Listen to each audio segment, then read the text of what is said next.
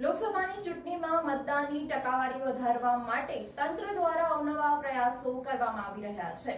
મતદાન જાગૃતિ માટે કલેક્ટર કચેરીથી આજે કઠપુતળી શોને પ્રસ્થાન કરાવાઈ। વડોદરા લોકસભાની ચૂંટણીને હવે જ દિવસો બાકી છે, ત્યારે ચૂંટણીને લઈને શુક્રવારે 12 ફૂટ ઊંચી બે વિશાળ મેલ અને ફિમેલ કઠપુતળી જનજાગૃતિ સાથે ગીતો સાથે શહેરના રાજમાર્ગો પર નીકળી હતી, જે આકર્ષણનું કેન્દ્ર બન્યા હતા।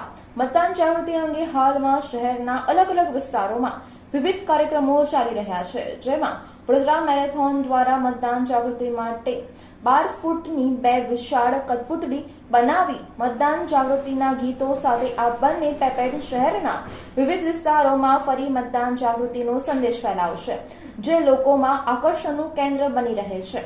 આ જનજાગૃતિના કાર્યક્રમમાં વડોદરા મેરેથોનના ચેરપર્સન તેજલ અમીન, ડાયરેક્ટર નિલેશ શુક્લાનું પણ યોગદાન રહ્યું હતું। શુક્રવારે સવારે 10:30 કલાકે દિવાળીપુરા ખાતે આવેલી નવી કલેક્ટર કચેરીથી આ બંને પેપેટનું જિલ્લા ચૂંટણી અધિકારીના હસ્તે પ્રસ્થાન કરાવવામાં આવ્યું હતું। આ પ્રસંગે વડોદરા મેરેથોનના ચેરપર્સન તેજલ અમીને લોકોને લોકશાહીના પર્વમાં વધુને વધુ મતદાન કરવા માટે અપીલ કરી હતી।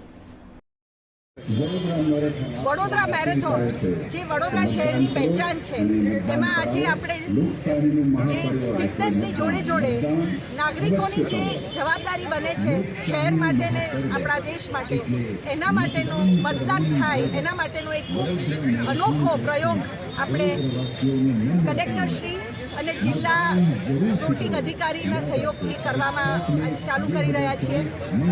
9 થી 12 રૂટ ઉપર આપણા ભવાઈના બે બહુ પોપ્યુલર કેરેક્ટર્સ રંગલો ને રંગલી ફરશે, જોડે જોડે સંદેશા, વોટિંગ માટેના ગીતો, સનેડો, ગરબા, આ બધા જ વોટ માટે બધાને પ્રોત્સાહિત કરશે। દરેક જગ્યાએ ખૂબ રંગ જામી જશે અને સૌ વધારે ને વધારે નંબર્સમાં વોટ કરવા આવે, એ અમારો પ્રયત્ન છે।